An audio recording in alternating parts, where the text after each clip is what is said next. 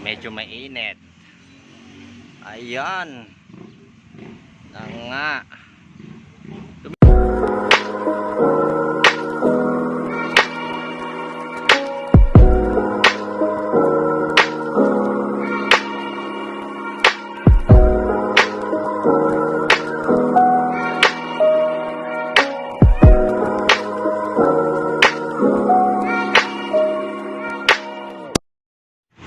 So mga bossing, ito ay CB125.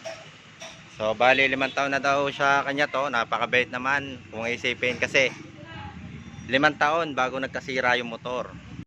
Hindi, wow. So ayan ang makina niya, 125cc. Alright. So check natin yung tunog ng makina niya. Ayan. May kumakalampag. Paano natin ito malalaman kung di natin ito bubuksan? Wow naman! Wow! Wow! Ayun. Ayun mga bossing, mga kaibigan ko dyan. Napakalagitik, masakit sa damdamin na yung motor mo ganito kaingay after 5 years. Pero several nun, napakabait naman kasi hindi tinitirik si sir. Ang concern lang ni sir is maingay lang. Ayun, ating bubuksan para maintindihan. So palalamigin ko muna. A few moments later.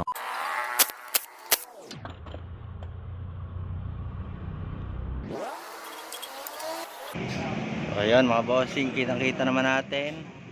Oh, ang lubay oh. Tumutunog, ang init. Gago! Malubay pa sa relasyon nyo oh. Ang init. Buti pa yung makina mainit.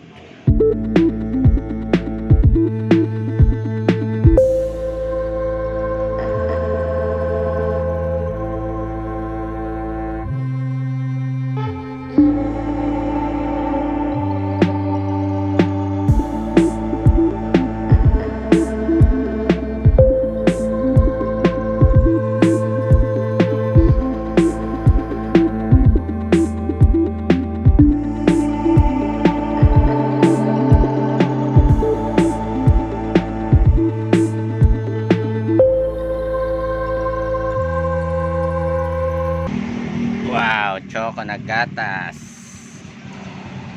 Ang init. So ayan mga bossing, nakalasan natin magneto. So andyan pa magneto, hindi pa nakakalas. Sorry naman. Sorry. Nakasala natin magneto cover. So tumulo na yung tumulo na yung katas ng makina niya. At ayun mga boss, gagamitin natin siya ng puller para matanggal yung magneto niya. Ayan, magneto. Alright. So basic tips lang mga bossing. Karaniwan nabibilog yung pinaka dulo niya. Ayan, ito nabibilog. So pero pwede natin siyang pamamagitan nito. Lagay mo lang yung nut, luwag. Tapos ipasok mo na lang to. Ayan. Ipasok. Ayan, mali pala yung nakuha kong puller. 110 pala to. Asya. So ayan bossing, pasok natin. Pero bago dyan, lagyan muna natin to para hindi mabilog. Yun.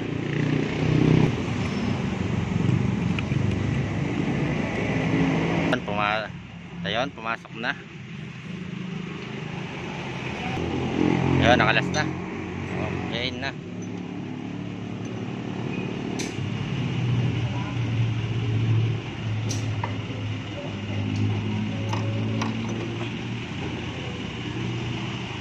Kung makikita natin mga bossing kong kaibigan, napakaluwag na ang chain niya. Sobrang luwag. At bakit ba lumuluwag ang chain? Sa kadahilan ng ang chain ay lumuwag dahil sa kanyang pagkaluwag. Bakit ba lumuluwag? Ayun. Kaya lumuwag ang chain. Ay, may peste. Ito yung cancer, oh. Yan. Ngayon kita nyo naman mga bossing. Talagang ubos, durog, at galit na galit sa pagkasira. Kakalasin natin. At habang kinakalas ko mga bossing, wow, ang higpit nito. Nakalas na yung rubber.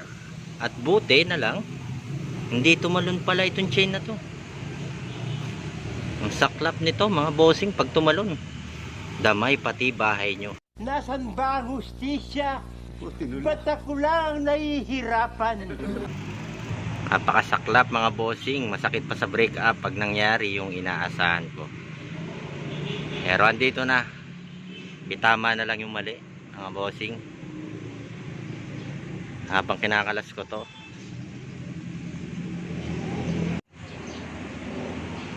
Medyo mainit. Ayan. Nga. Luminaw ka. Ayun, luminaw na. Boss.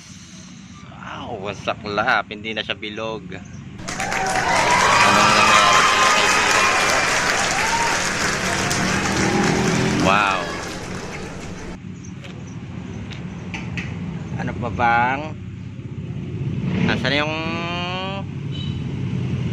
kapit nito? Ayun.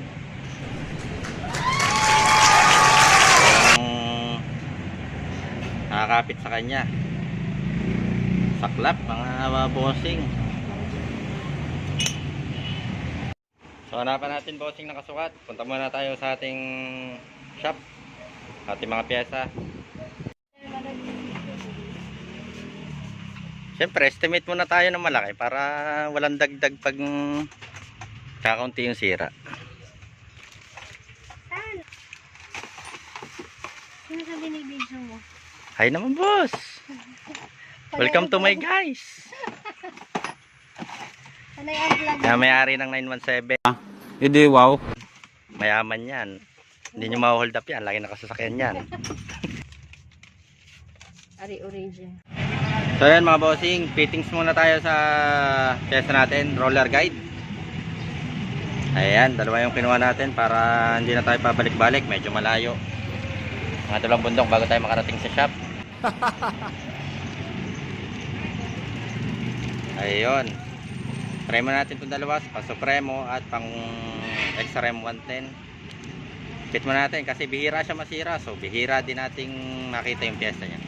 So ganun lang yon, mahirap hanapin, mahirap hanapin. Ano to? Ano makakalas ang tensioner nito? May bakal pa. Adoy. Okay, sige, kalasin na lang natin mga bossing para umalwan ang buhay. So yan mga boss, mukhang maganda naman yung fittings niya, oh. 110 yung una natin linagay, parang tama sila sa isa't isa. Try nating higpitan.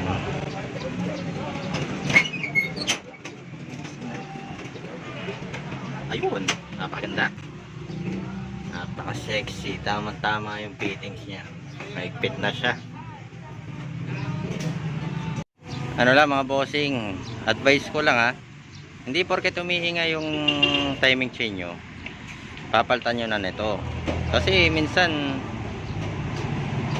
sa sobrang tigas nitong spring ito, secondary kasi ito spring ng rod yan. Kasi ang problema kasi dito, although pwede naman, pero wag naman mga bossing sobrang higpit. Parang ito yung naging dahilan bakit nasira yung guide nyo.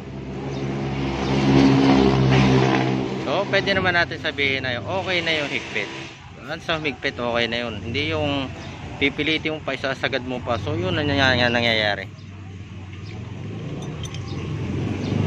Talagang napapalda yung guide, nai-stress. Pag mabigat yung trabaho niya, yun talagang napakasakit mga bossing. Ito yung nangyari, sobrang stress yung ano niya, tensioner, kaya bumigay yung higpit ng pagtaas niya. Ito yung pagkapit niya pababa, so napudpud talaga. Walang nagawa yung langis para ingatan siya. So para hindi na maulit, putulan na lang natin para medyo hindi ganun katensyon yung bira niya sa roller guide. Pa sobrang putol ko. Luwag na luwag. Tara, kuha tayo ng ano, bago na. Total, bago na naman yung kanyang guide. Bago na natin kuhanin. Wala ka. Tensioner 110. Ayan mga bossing, yan lang naman kailangan natin. Tensioner. May papansin nyo mga bossing. So yun, nag-teleport tayo. Hindi, wow. Galing ah, galing. So ayan mga bossing, kung mapapansin nyo medyo mahaba yung spring nya, pero tulad ng sinabi ko, original siya at malambot, kaya hindi ganun katensyon para sa roller guide. Ayan, compare dun sa luma natin nakakabit. Ito yung kasi pang solusyon lang sa nananakit na timing chain. Ayan, matigas siya compare sa napakatigas. Pero dito napakalambot. Yan. Yan. Lambot. Yan mga boss, okay na. Kakapitan natin magneto. It's my life. Lazy. It's my life. I got dirty. It's my life. I wanna shopping. It's my life. Money. Yeah. It's my life. Lazy. It's my life. I got dirty. It's my life.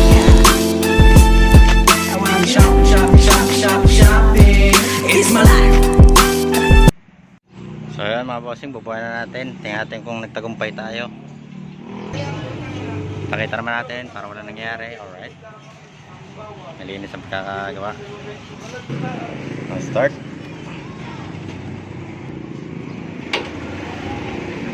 Ayun.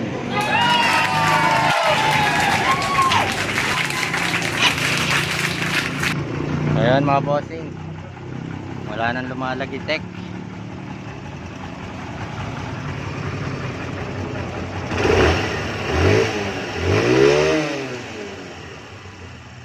Ayos, makakatulog na naman yung bingang may-ari.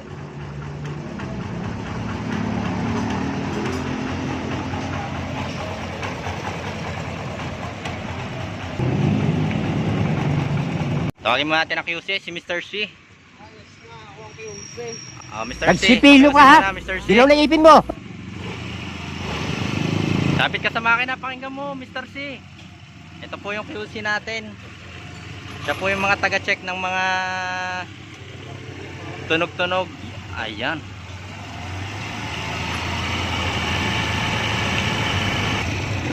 Ano boss? Ano masasabi mo? Ano? All good. All good. Ayos na. Tawag ka may-ari. Ano ba yung pizza? Ano? Ayan mga yun. Mga boss. Sold case na tayo. Okay na yung CB125. Nawala na yung ingay niya. So basic lang yung ginawa natin para mawala yung ingay. Pero kung tutusin, napakalaking problema. Kung sakaling nangyari nga yung dapat mangyari. Yung mga hindi naranasan natin. So yan lang for today. It's Sunday. Sunday's best. Alright. So subscribe lang, like and share para update ka sa mga parating ko pa mga videos. So yan lang. Peace.